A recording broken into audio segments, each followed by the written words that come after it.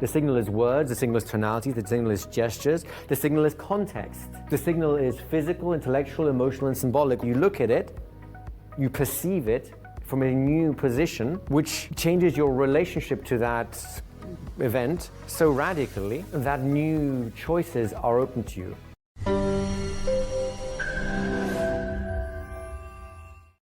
Now, within all this, of course, what is it you actually say? Because at some point, you have to create some kind of act. You've got to communicate. You have to transmit a signal, right? So it's mind-bending signaling, not really mind-bending language that we're interested. The signal is words. The signal is tonality. The signal is gestures. The signal is context. The signal is physical, intellectual, emotional, and symbolic, all combined into one, isn't it? So given how difficult it is for anyone to understand you anyways, the point of mind-bending language is to have an idea, the nature of which is if the other person could approximate that idea, just approximate it,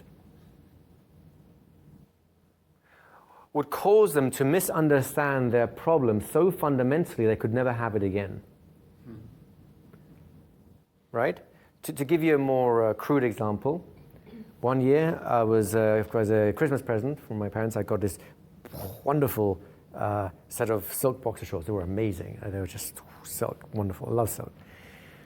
My brother got the same, but somehow he destroyed his, I don't know why. And then one day he accidentally mistook mine for his, which was not bad. Because he's older brother, so he's a bigger brother. And my underwear got stretched, which means they no longer fit me. So being a very clever brother, he said, well, if they don't fit you anymore, do you mind if I use them? His accident became, a reality. So what if you could take someone's problem and stretch them like my underwear to the point where they no longer fit that person? Then the problem becomes useless. It becomes ridiculous to them. Trying to do the problem, it just seems a ridiculous notion. Have you ever had that? Isn't that how you solved a lot of your problems? Somehow, you don't know quite how you got to it, your perception altered, and you looked at it, you know what, why am I doing this? That's just ridiculous.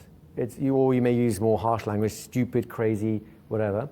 But really it's a variation of the same thing. You look at it, you perceive it from a new position, which changes your relationship to that event so radically that new choices are open to you. In fact, the old choice, the one you were stuck on, now seems redundant, because it is.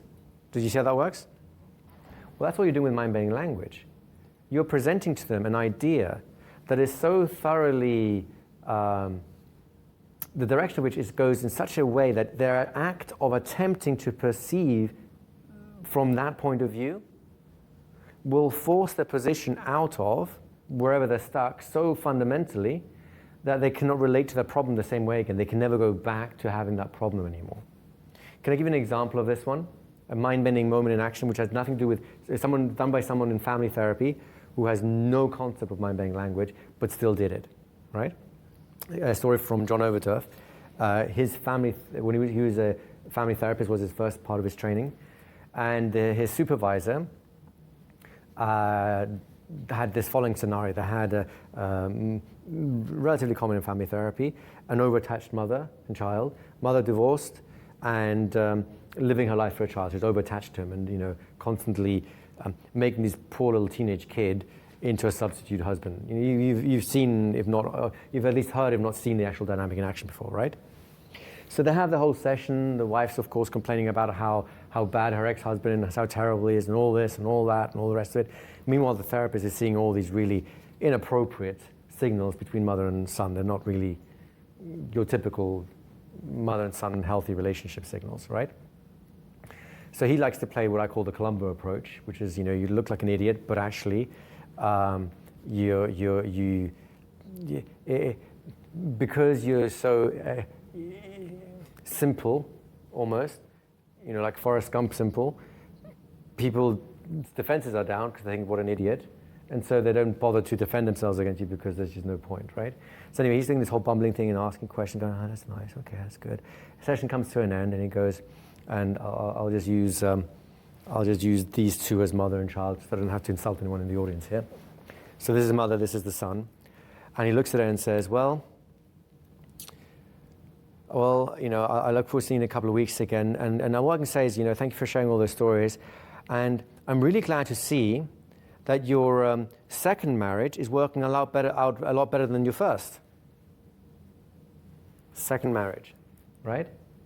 She looked at her son, went beet red, and of course he dismissed them. There's nothing he said, so she has to go home now until a week, 2 weeks, whatever passes by. Can she ever look at her son the same way again?